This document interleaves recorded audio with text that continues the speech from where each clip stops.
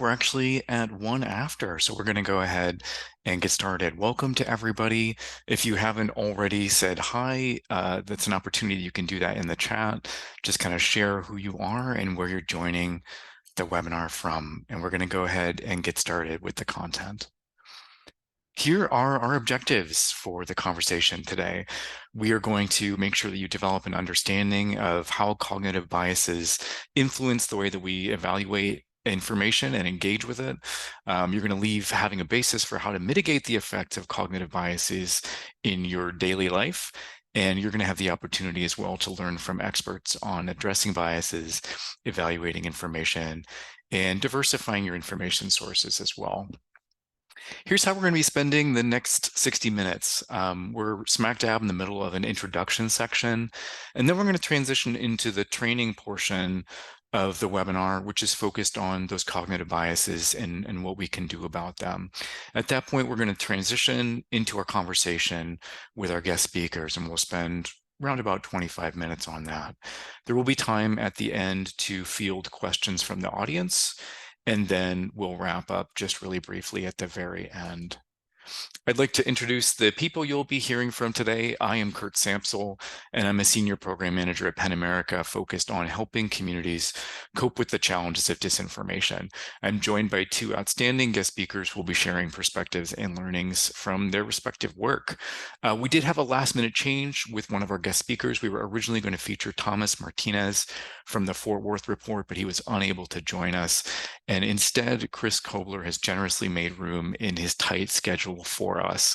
Chris is founding publisher and CEO of the Fort Worth Report, which is a nonprofit news source in Fort Worth, Texas. Chris has an incredible 4 decades of experience in journalism, starting out as a reporter, as well as working as an editor, working in news organizations in several states, Kansas, Colorado, South Dakota, and Texas. Kristy Roschke is a media literacy educator and scholar at the Walter Cronkite School of Journalism and Mass Communication at Arizona State in Phoenix. She's the director of the News Collab initiative at the Cronkite School and has taught journalism, media production, and media literacy courses at both the high school and college levels for 20 years. Let's introduce PEN America for folks who may be not familiar with the organization. We're a national 501c3 nonpartisan and nonprofit that stands at the intersection of human rights and literature to protect free expression in the United States and worldwide. Part of our work is focused on the challenges of disinformation. And even though we are a free speech organization, we care about disinformation because we believe it undermines our public discourse. It heightens divisions and conflict between us, and it weakens the democratic system upon which our free expression rights ultimately rest. So our focus is on empowering journalists, community leaders, and information consumers to better understand the challenges of disinformation and to develop resilience against it. I'll add a quick note with regard to today's conversation. PEN America always aims for our events of all kinds to promote dialogue and conversation and the exchange of diverse viewpoints.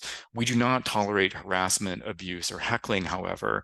I don't anticipate any issues today, but if there are disruptions, we'll provide people with a polite warning, and we may end up removing people from the webinar if disruption continues. At the end of today's webinar, I will provide my email address, and anyone is welcome to contact me directly with any question on any topic that's on your mind, and I'm committed to providing a personal and tailored response to you. Thanks for understanding.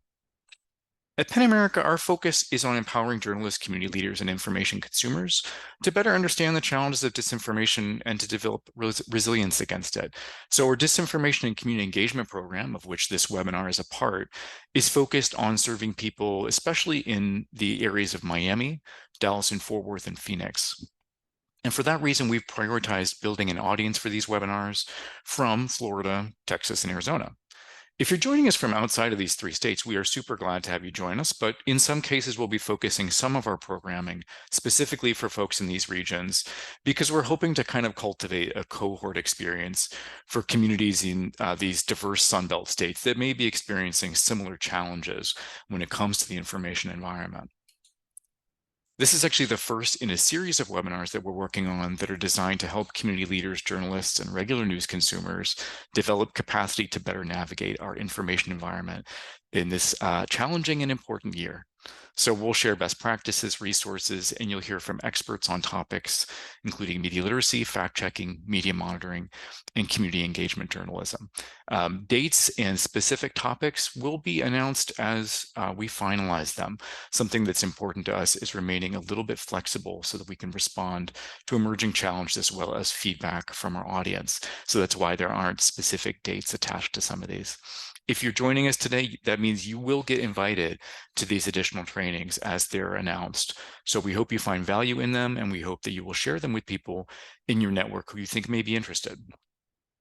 We're about to get into our main content, but before we do, I want to share a little bit about a very special part of PEN America's work related to accessing trustworthy information. And that's our Empowering Trusted Messengers initiative. So throughout 2024, we will be producing a set of conversation guides and trainings to help people talk about how to access reliable information as a part of their regular daily lives. People trust their friends and their family more than the media and more than politicians. And what that means is that we actually all have a crucial role to play in helping the people in our lives access information that they can trust and rely upon. And to do this work, you don't need to be, an expert in social media algorithms or propaganda techniques or artificial intelligence or anything like that. You just need to have a spirit of curiosity and helpfulness and a handful of proven techniques. So periodically in this webinar series, we'll be sharing updates from our Trusted Messengers initiative, and we hope that you will get involved in that. If you'd like to learn more about this work, there will be a place in our training survey where you can indicate that, and we'll follow up with some information. So let's go ahead and get into our main content for today on cognitive biases. To get us started, I want to do a little bit of an exercise together. We've got a handful of cards here, and the cards have numbers on one side and colors on the other side. Now, let's say that we have a running hypothesis that all even-numbered cards are red on the other side. Interesting, right? But we want to investigate this. We want to test this hypothesis to see if it's true. So reflect for a minute and think, which two cards would you flip in order to test the idea that all even-numbered cards are red on the other side? That's our hypothesis. So reflect for a minute, how would you test the hypothesis? Put your thinking in the chat. Which two cards would you flip in order to test the hypothesis? I'll give you about 20 seconds to consider and share your thoughts on this.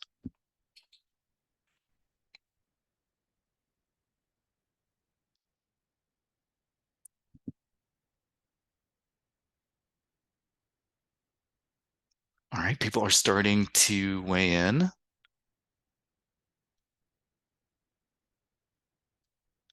There seems to be a reasonably good consensus.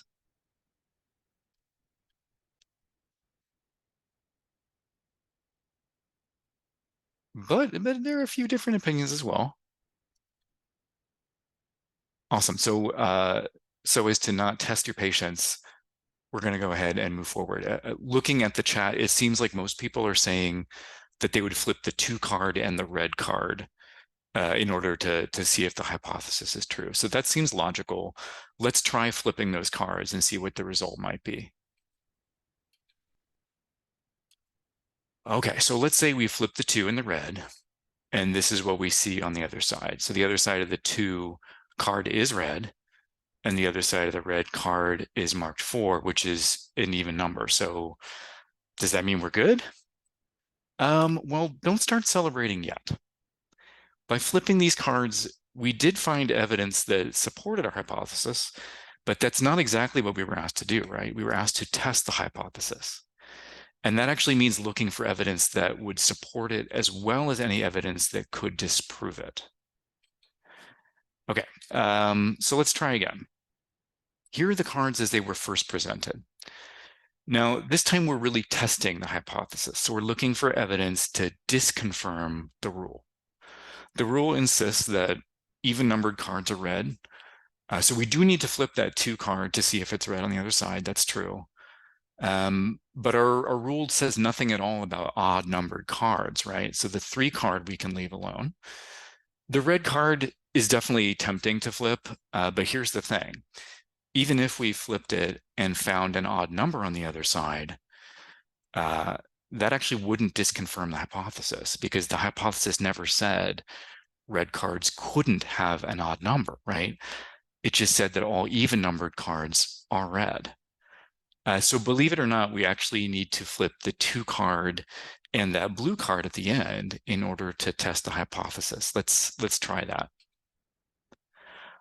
Oh my, okay. So you can see that there are actually 2 opportunities to disprove the hypothesis by flipping these cards. So if we flip the 2 card and find any color that's not red, so in this case yellow, we have just found evidence that disproves our hypothesis, right? We found an even numbered card that was not red on the other side by doing that. And if we flip that blue card, the last one, and find any even number like 8, that would also disprove the hypothesis, because we were told even numbered cards would be red. And this card was red on the one side. Yeah. So let's be clear about the point of this exercise. For many of us, there really was something tempting about flipping that red card, wasn't there? So what does that tell us about ourselves? This card test, excuse me, comes from research that was done by Peter Wasson, who's a British psychologist who studied the psychology of reasoning. And one of the things that the card test demonstrates is that when human beings try to understand something, we tend to seek out confirmatory evidence without necessarily recognizing the limits of that approach. We often don't actively seek information that disconfirms our impressions, even though that information is actually the really necessary information to test the information that we have. So this is an example of what happens when a cognitive bias limits our ability to process information. Let's say a little bit more about cognitive biases. To understand biases, we need to start with the basics.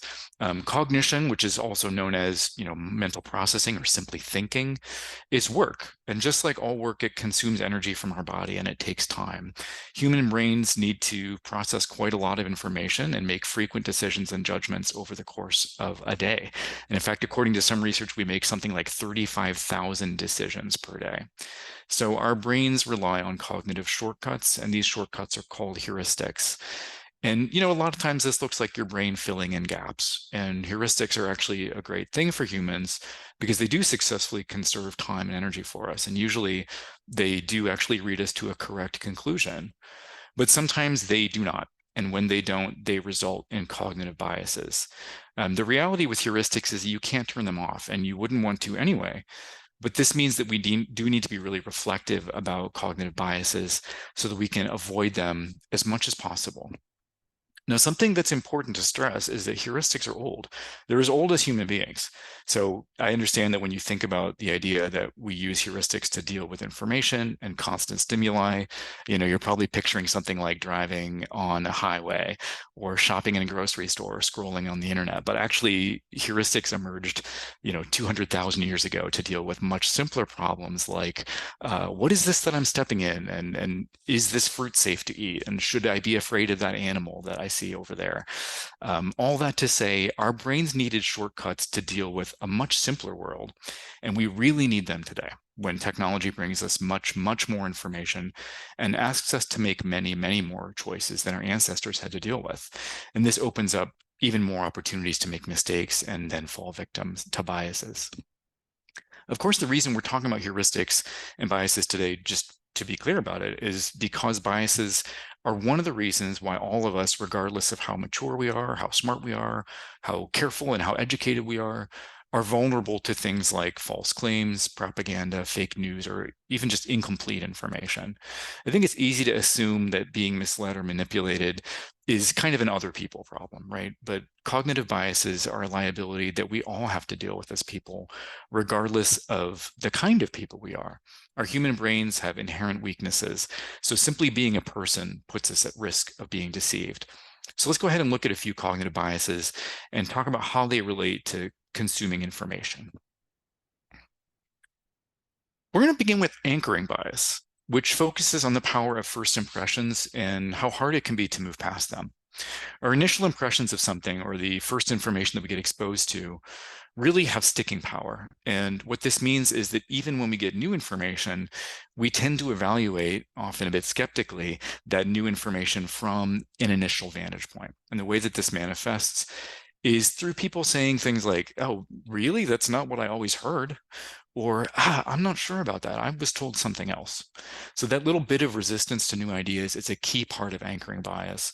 But another side of it is the idea that our first impressions end up limiting how far we're able to move, even when new information significantly challenges those impressions. That first impression anchors us, it tethers us, and it limits how far we're able to move from that initial spot. The good news is there are some things we can do, and here are some of those things to offset anchoring bias. First, when you're consuming more information about a topic, when you're learning more, imagine your existing impression not as where you are, but simply as a starting point. You can also poke holes in your initial impression by recognizing its limitations. For instance, maybe the last time you did something was 20 years ago. An exercise you can consider is to visualize a range of opinions or beliefs on a scale, and then consider how far you might be willing to move on that range. You might not be able to be open to the full range, but push yourself a little bit. Push yourself to go at a bit more of a distance than you might initially think. Talking about issues and decisions with a friend is a great way to overcome anchoring bias, because people will often have different anchors. And finally, on a basic level, we should try to be open to being surprised. New information does have the power to change our views.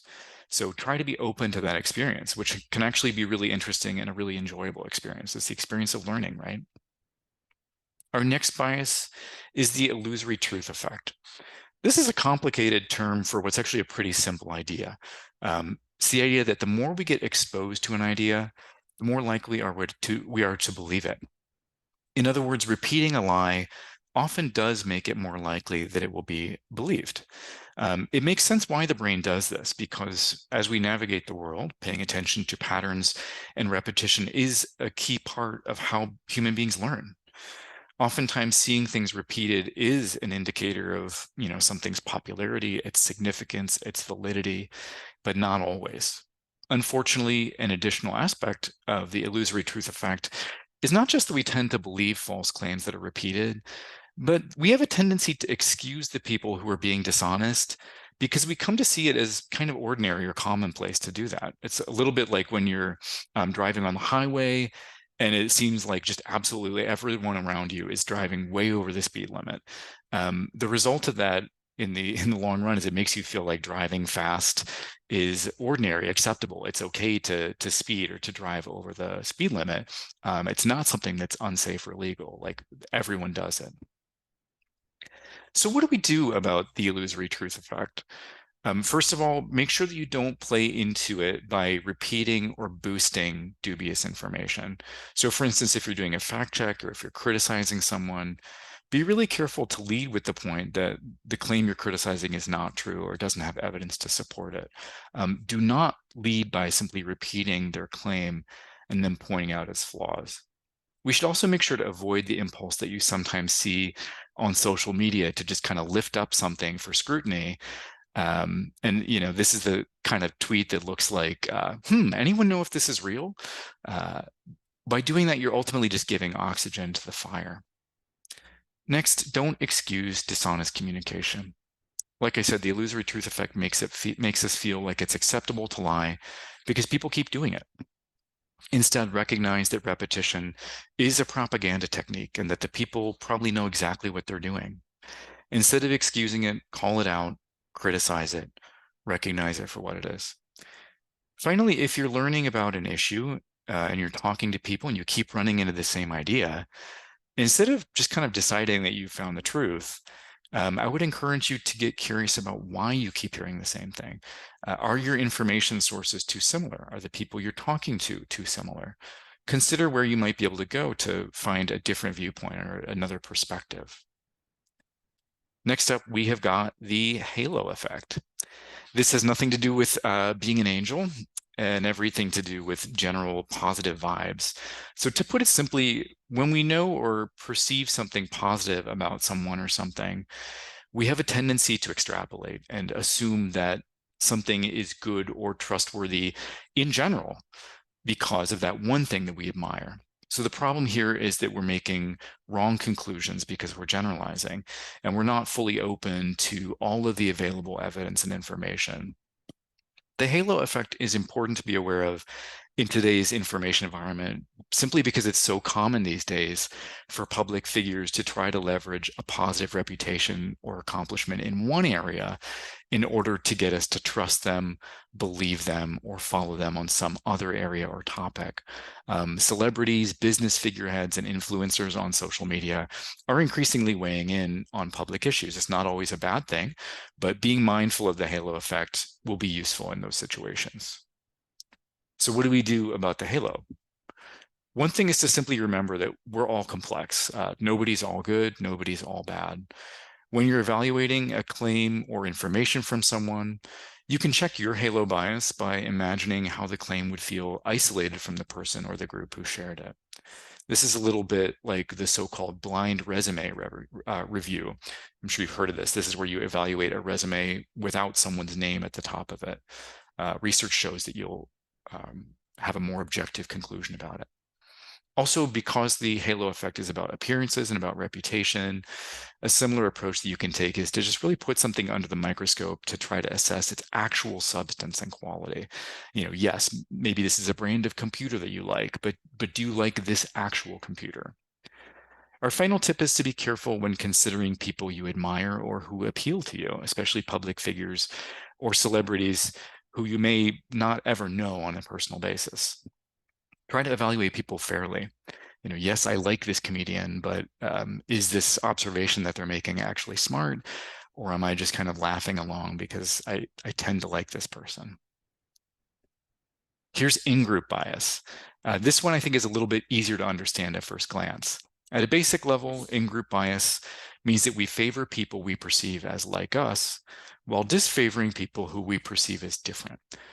When it comes to processing information, in-group bias means that we often overestimate the value and the trustworthiness of our group's ideas and information, while underestimating the value and the credibility of other people's.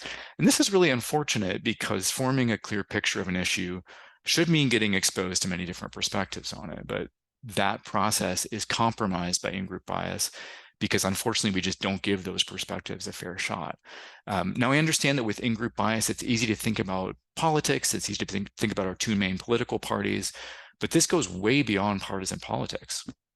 We have a tendency to actually sort and categorize people through things like age, perceptions of power, education level, geography, and anything else we can think of. And studies have shown the effect even with really trivial groupings, like the results of a coin toss. So being aware of in-group bias means being reflective about all the ways that unfortunately we categorize ourselves and each other. When it comes to addressing in-group bias, a first start is to acknowledge that we all do it. So let's be honest, in-group bias sounds mean. It sounds prejudicial. It sounds like you have to be a particular kind of person to have it. Maybe a racist or maybe a sexist, but it's not true. Just having a brain means that you will fall into in-group bias. So to feel better about yourself, you can recognize that in-group bias probably goes against your values. So that's a great driver to help you recognize it and strive to do better. Also, remind yourself that in-group assessments are often wrong or based on really very little, kind of superficial views. They can feel real, but that does not mean that they actually are. Next, when you're learning about something, make comprehensiveness your goal. So in other words, instead of saying, I want to understand the issue, you can reframe that a little bit and say, what I want to do is to become familiar with a variety of different perspectives on this issue. Finally, be careful not to group people in ways that are unnecessary, overly simplistic. We often are drawn into making these kind of us versus them observations, but we really should try not to view people into buckets like this because the reality of viewpoints is probably more complex. Last but not least of our cognitive biases is confirmation bias. So out of all the cognitive biases, this is probably the one that trips us up the most when we navigate the information environment. By the way, these are not all the cognitive biases. These are just a handful that I selected for our conversation today. But boy, is confirmation bias a big one. This is kind of the boss level of cognitive biases. So due to confirmation bias, we have a tendency to interact with and to use information based on how it aligns with our pre-existing beliefs. And there are really multiple sides to this bias. It doesn't cause us to do just one thing.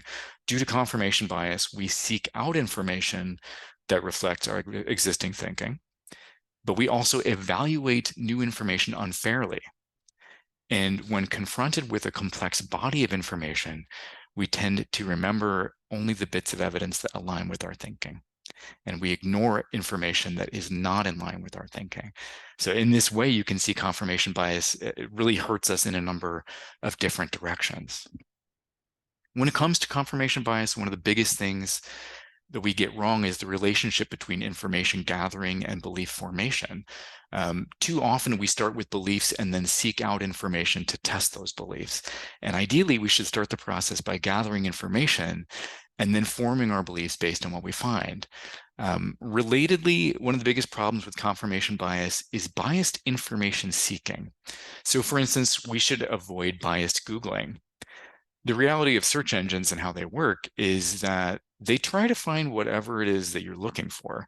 So this means, for instance, that if you search Google for the phrase gas prices going up, what you'll find is articles about gas prices increasing.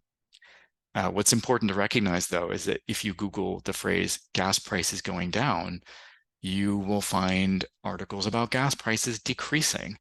So you should be really careful when you're searching so that you don't end up skewing the results. If you simply search for gas prices or gas price trends or something like that, you'll be in much better shape. Next, recognizing that we are often, start learning about something with an initial hypothesis. That's part of how we learn. One good way to test your confirmation bias is to really put your hypothesis under the microscope. And this means gathering information to understand if you may be wrong, not simply if you may be right. And finally, as we encounter more and more information and perspectives, we often have to make decisions about what is accurate and what's not, who to take seriously and who not to take seriously. And those choice points are great opportunities for confirmation bias to creep in. So be really careful when making decisions to accept one thing and to downplay another. We're about to deepen our understanding of these issues in conversation with our guest speakers, but let's first just acknowledge some of the ways that the tech platforms we use to get so much of our information exploit our cognitive biases. People have written, of course, entire books on this subject, so these are just a few of the greatest hits here.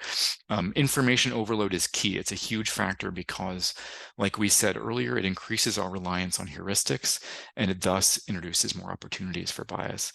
Research shows that information overload actually prevents us from learning on social media as well. Of course, any platform with a social network format plays to biases like in-group bias and confirmation bias because you're picking a community, you're picking people to follow or to listen to. And the way that we're presented with content makes it so that we tend to get information that confirms our beliefs, and we tend to see that content over and over, playing into that illusory truth effect that we talked about. Finally, many tech platforms are really fueled by emotions, and we know that heightened emotional responses make it harder for us to evaluate information effectively and fairly. And of course, the reason that they do all of this, the tech platforms, is that the companies simply make more money the longer that we stay on their platforms. So it's the same basic reason that casinos let you smoke, give you free drinks, and don't have windows. Exploiting your biases is a critical component to tech platforms' business model. And you can see the cognitive biases and the way that tech platforms exploit them in almost any disinformation campaign or viral myth or conspiracy theory. And here's a recent example. Last week, as many of us were looking up to enjoy the solar eclipse on April 8th, a small group of people took to Twitter, or X, to suggest that the eclipse glasses that many of us were wearing could be part of a Chinese plot to blind us. So for me, I immediately see how in-group bias plays out here. So for people inclined to distrust or to fear the Chinese government, this theory could be appealing, right? This could also be confirmation bias at work. And the fact that this speculation, as you can see, is repeated over and over and over, means that the illusory truth effect might make it more compelling for people. And of course, as we just talked about, all of these dynamics keep us looking at the tech platforms and generating revenue for them. So I personally don't believe in this Chinese eclipse glasses theory, but the reality is I still gave it a few minutes of my attention. As I looked at it, I tried to understand it, I considered it, and I took screenshots. So it's a reminder that content doesn't need to be accurate in order to accomplish a goal of some kind. All right, at this point, we're going to shift gears to hear perspectives on how to check our biases from our expert guest speakers, Chris Cobler and Kristy Roschke. So we're going to start with Chris. And, by way of introduction, Chris, I would love it if you could say just a little bit about your role as CEO and publisher. What is involved in your position at the Fort Worth Report, and what are some of the main activities that your job focuses on? Sure. A big part of the job as the CEO, part of my job is of our nonprofit and nonpartisan news organization is just to work toward financial sustainability, right? Build a new business models for supporting local news, given the digital disruption that's broken the business model completely for legacy media. The other part of the job is definitely community outreach, being out in the community, building our audience, building trust with our community, understanding what they want. And then another piece of the job is working with our newsroom to make sure that our journalistic standards are high. So those are the biggest pieces. And there's little pieces like making sure the AC is working, things like that.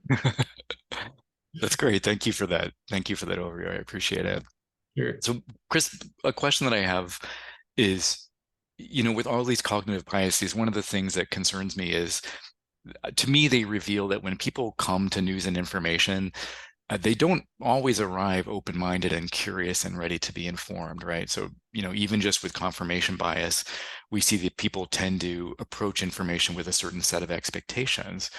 So I'm sure you've had many conversations with people over the years, audience members, funders, other folks, where they reveal that, they have maybe certain expectations of things that the Fort Worth Report should do or things that it should be that in reality it just can't do or be. And I'd be curious to hear you talk about, how do you deal with this challenge of people sometimes expecting things from a news institution that realistically you just can't deliver?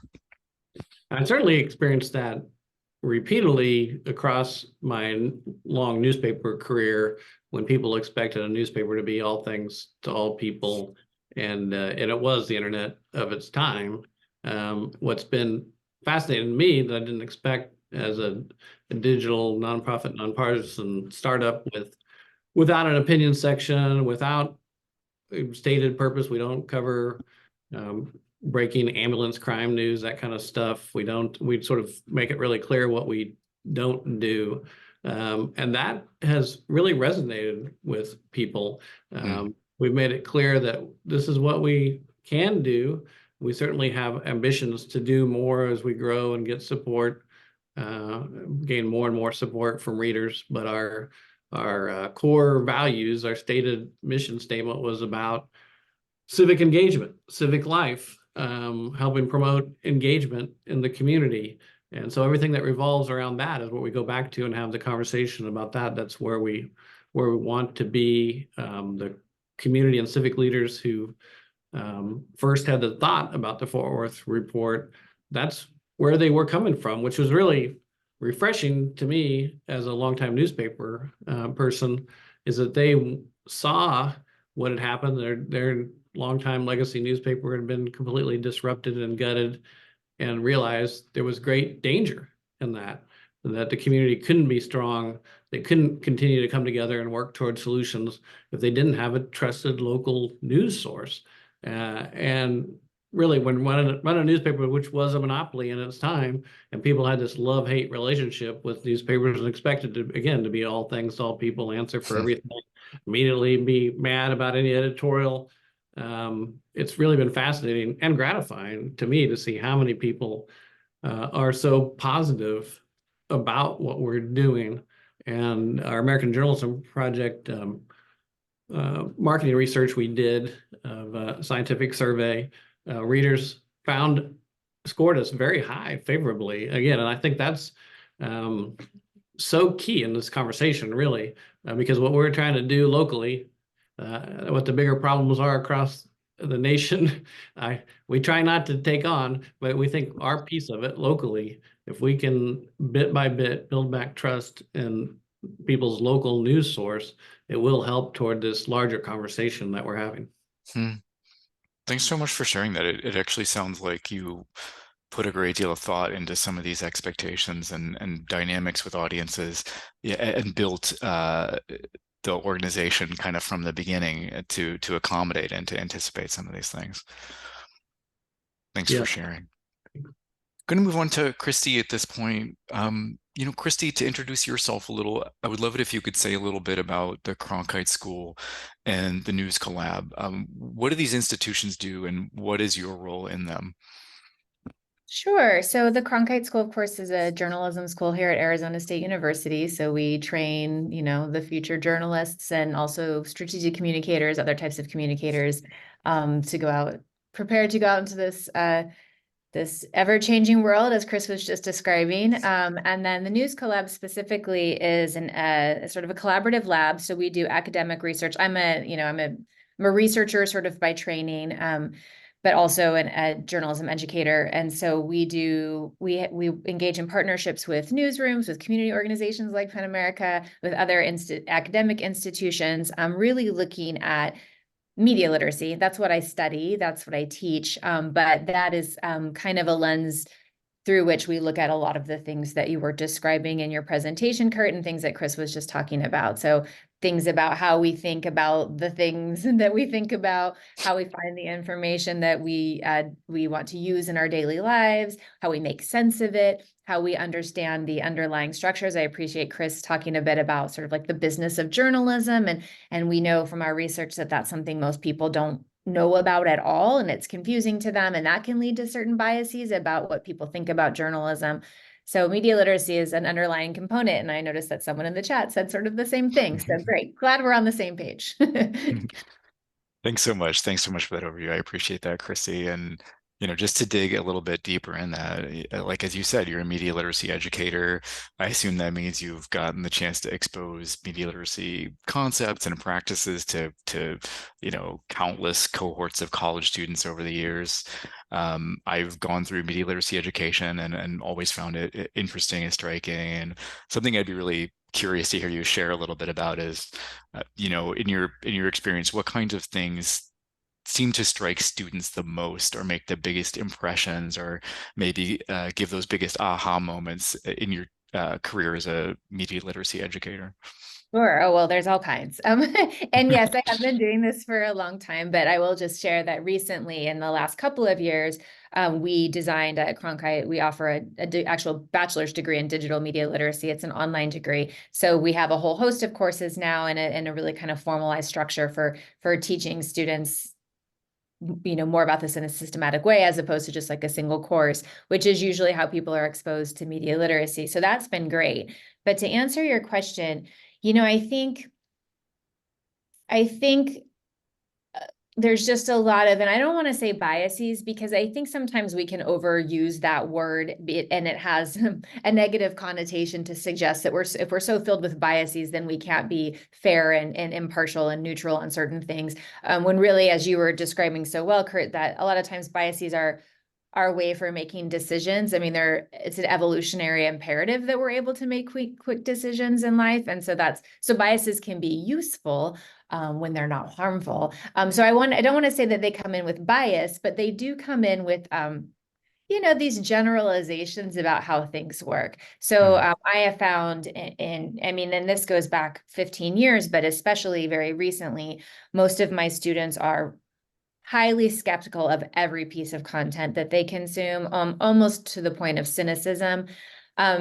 But interestingly, that doesn't really keep them from consuming the content. You know, they continue to consume it. They're just kind of at this place where it's like, I don't really know if I should believe this, but that doesn't really matter because I'm entertained, or, you know, maybe it's true, and so I can go with that, you know, that sort of thing. But an interesting, and this is totally anecdotal, I haven't done research on this, so I want to say with that caveat, but I have found in the last couple of years, and I wonder, Chris, if Chris sees this and the journalists on the webinar see this, my students scrutinize what they perceive to be news content much more than they scrutinize other content. And I think it's because they've been predisposed, or they've been taught so much.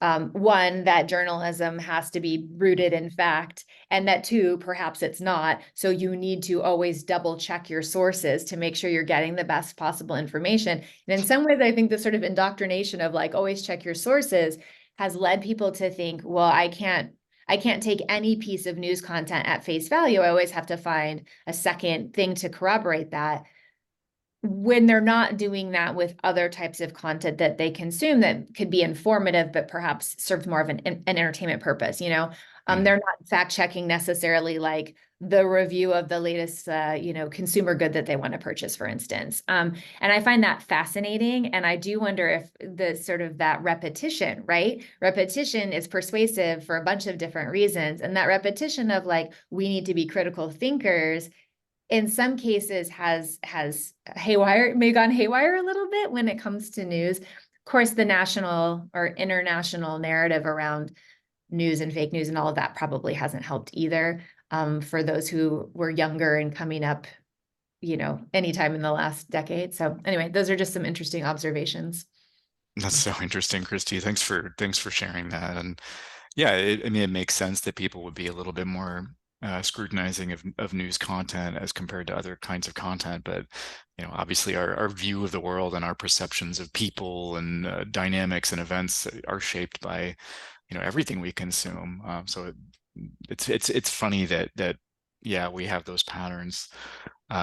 Yeah, and One, real quick, I'll just add really quick, sure. because we want people to say, oh, I read this in, you know, I read this in the Fort Worth Report, you know, I'm solid, like that's good. Or I saw this in the AP, or I read this in the New York Times, or something like that, and feel like, okay, that's all I need to know, right? That's the last stop. But for so many of them, it feels like it's the first stop, which is, I just think, a fascinating sort of turn of events. So sorry, I just wanted to add that little bit. No, Yeah, that's if I great. can jump in there too.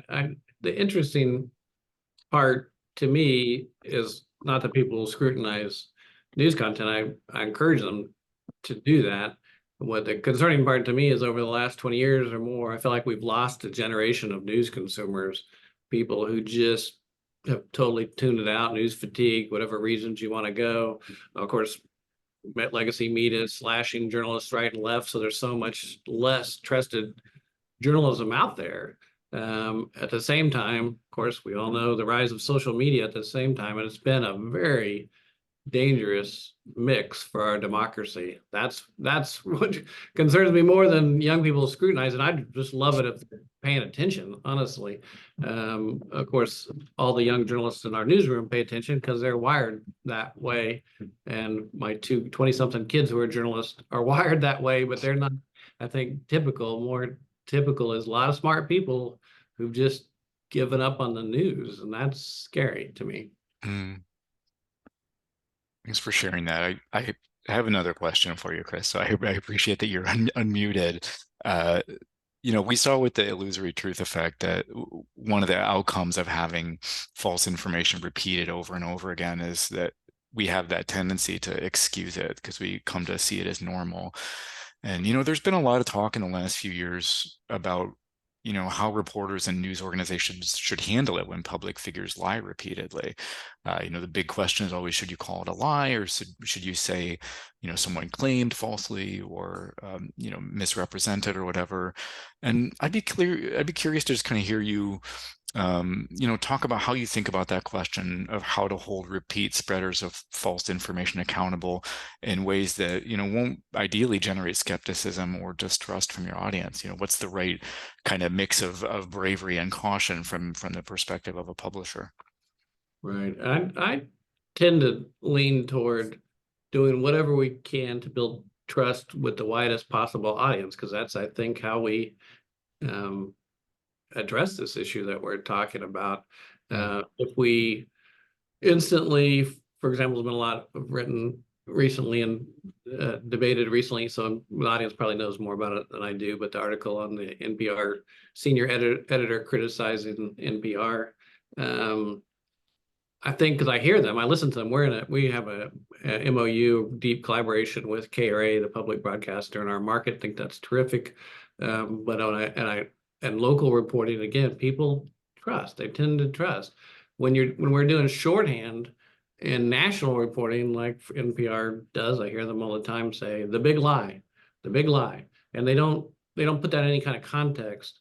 I think it's causing people to tune out. And if we cause half of our audience to just tune out, I think there's a real danger in everything that we're talking about. So I tend to err on being real clear and using words like that in quoted material, but certainly report the facts, certainly repeatedly report the facts. But to just do this shorthand summary of, well, that's just a big lie and move on, I don't think we're doing the cause any favors. That's interesting. I totally see why just using a term like lie, it might seem like you're accomplishing a goal, but you're just kind of moving through the issue so quickly that it might not register with people. Right. Thanks for sharing that. I'm going to get to another question for Kristy, but in a little bit, we're going to be switching to have our guest speakers respond to questions from the audience. So if you have a question for Chris or for Kristy or for both, you can go ahead and put that in the chat as I ask Kristy this next question. So Kristy, part of your research is focused on trust in media institutions, and unsurprisingly, trust is down. And yet, obviously, people are getting their information from somewhere, which to me suggests that they're probably relying more on what you might call non-mainstream outlets. So something I'm curious about, at the risk of asking a kind of chicken and egg question, do you have the feeling that people are tuning, in alternative news sources because they don't trust mainstream media institutions? Or do you think that people's exposure to non-mainstream news has actually kind of fueled distrust in the more traditional news institutions? Just would be curious to hear about how you think about that dynamic. Yeah, it's a good question. And it is, like you said, a bit of a chicken and the egg, because I think it's important to remember that the trust in national media has been very low for a very long time. So it's not like this is a recent phenomenon, and it's certainly not like a phenomenon specific to social media, although of course that has, like so many other things, social media has exacerbated existing problems and also sort of like made them move, accelerated these problems in ways that we didn't see before. But I do think that, like you said, people are still getting information. And I think that sometimes the conversation around news avoidance and news fatigue is tough, because I wonder if we aren't defining news the way we should be. So for those of us in the journalism industry, we want to know whether people are consuming news that's produced by professional journalists and professional journalism organizations. And so we ask questions geared toward like that sort of institutional definition of journalism or news, right? But we don't often ask people how they define news and what kind of places they perceive to be news. So I think sometimes a little bit gets lost in translation, particularly with like public polling and surveys, where you don't really know how people are defining these things for themselves. I also think with social media, there is so much repurposing, recontextualizing, sharing across platform, taking, stitching things together, that young people or people who say they don't follow the news actually get a ton of news. And a lot of that news does come from mainstream traditional news outlets. That's just not where they're seeing it. And so again, sometimes I feel like we're asking the wrong questions. And there's a good book that's out recently, some researchers doing some work on news avoidance, and that's some of the recommendations, is that, we would love to say, how do you consume the news from, outlet X? And they'll say they don't, but what they really mean maybe is that they're not visiting their website, or they don't subscribe, or they don't follow them on Instagram, but that doesn't necessarily mean they don't see organization X's content. So I think there's a lot of research yet to be done about how people consume news, really drilling down into the specifics. What I found with my students is that they're very well informed. They're pretty aware of, the current events of the day, but like we've kind of come to expect, they will say they heard something from a group WhatsApp chat or a text from their mom, or, they saw it on Instagram. And to be perfectly honest, that's how I find out most things these days too. Part of the issue is that we're not drilling down to, okay, well, where did your mom hear that? Or did she share a link? And what was that link? Where did that link go to? And so I think we come up with these binary, like, oh, you're getting your information from YouTube, so that's not traditional. But really, like half of the YouTube news content comes from traditional news providers. It all originates someplace. Even something like, to give a more maybe like older mainstream example, The Daily Show is just a repetition of mostly broadcast news, and then there's commentary and some satire added on top of that, but that content still had to be produced by mainstream news outlets. So that was a kind of a long windy rant, a little bit of a soapbox about how I think sometimes we ask the wrong questions, and then our misunderstanding of the problem continues to persist. Because I'm not sold that people aren't consuming news. I just know that they're not consuming it in the traditional sort of business model ways that we can track and that we expect. And then that's why it's hard, right? Yeah, thanks for sharing that. I do often think when people, make this observation that so many people get news from social media, it kind of has this implication that the news is user generated, right? Whereas that's not, not necessarily the case. There is good, credible content there as well. So thanks for Yeah, I sharing that. mean, anytime you see someone on TikTok stitching some kind of, information together and then providing their thoughts on that, like they had to get that content from someplace. And a lot of that comes from the journalists creating the content. And we don't capture that, I think, a lot in meaningful ways. And it's hard because then also we can't monetize that for journalism sustainability, which is difficult as well. So anyway. Right, back to the business model challenge, right? Well, I saw this question from Troy that I thought was kind of interesting. Troy asks, why do so many journalists use Twitter as a news source or as a source of information? Is this a good idea? And, Chris, I see you saying, bad idea to me, just an echo chamber. I wonder if you would have anything to add to that. Sure. I mean, obviously, it's even less useful in the last couple of years than it used to be.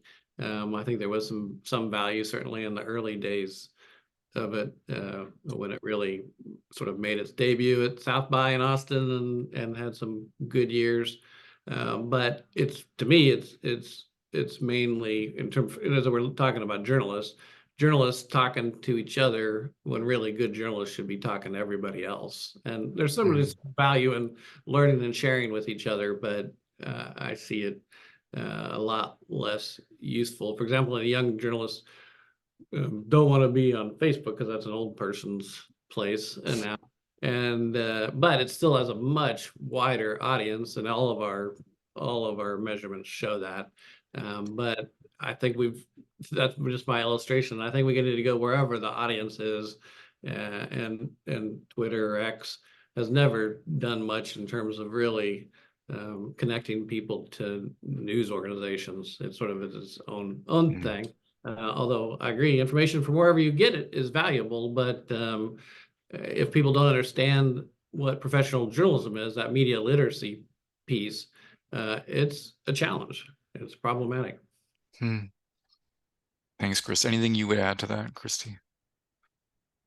I mean, I agree with Chris that it's always been sort of an elitist platform for the gatekeepers, but I do think that one challenge with X is that it is a shorthand for quotes for a lot of journalism, or things that try to purport to be journalism these days. And so you just see a lot of, tweets as stand-ins for like actually talking to people. And to Chris's point, this isn't a representative sample of, people, because Twitter's or X's user base is pretty small and pretty specific.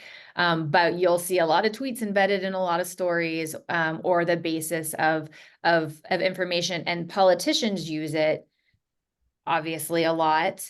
And so that's I think kind of an excuse for being there. So, I mean, I just see it as real kind of a gatekeeping mouthpiece that, to Chris's point, is not super useful. And I really wish we would stop using it at all. That's just Kristy's perspective, Kristy's point of view. So there's that. I appreciate that. Thanks for adding that. I see this interesting question from Charlie. It's a tough question. It's an important question, and it's about media coverage of some of the claims that President Trump has made, as part of his campaign. Charlie observes that President Trump has made some of these claims that are a little bit ridiculous on their face, and Charlie's wondering, why sometimes aren't these claims picked up and debunked or taken maybe a little bit more seriously by the media. Just kind of curious, Kristy or Chris, you're welcome to share whatever thoughts come to your mind for that. Sure.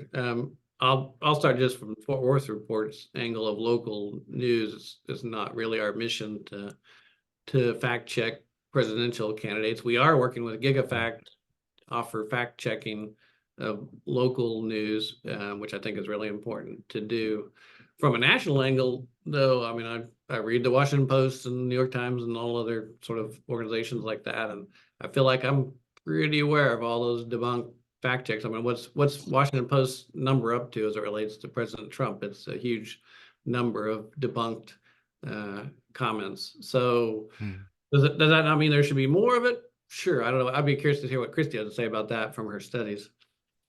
Well, I appreciate what you said about the local angle, Chris, and I wish more people who don't cover national, well, I wish fewer people thought they had to cover national politics, I think is what I'm trying to say. And I think, so thinking of some of the biases you mentioned, Kurt, in your presentation, I mean, talk about repetition. So the amount of, sometimes so many people cover it. So should these tweets or other things that any political candidate or elected official or person of power says that are lies, should they be fact checked? Of course they should. We need to continue to hold people accountable, and they should not just be able to lie without penalty.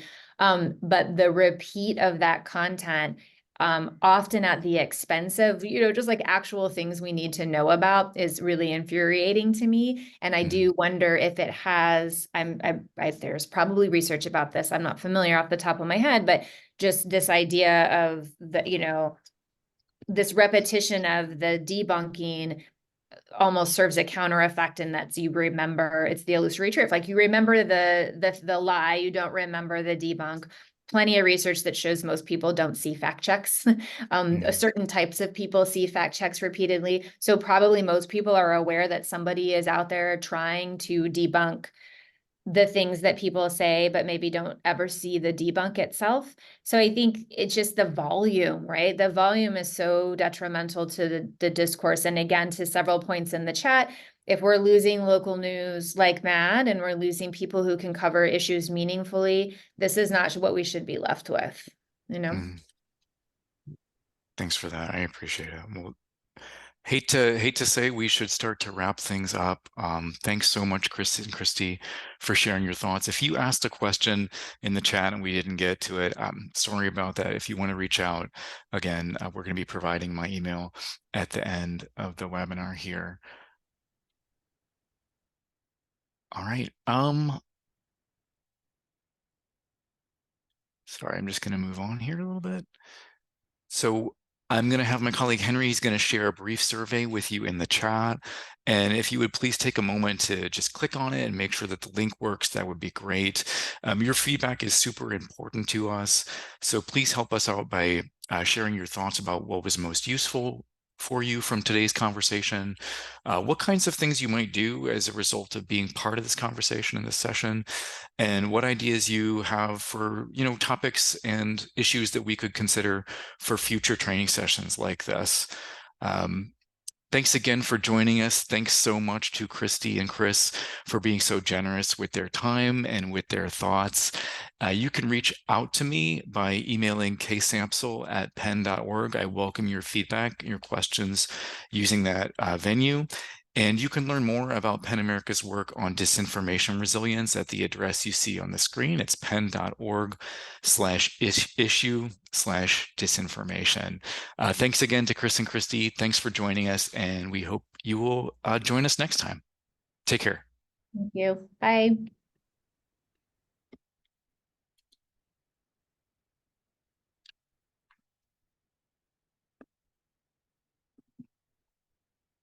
All right. Bye, folks. Have a great rest of your day.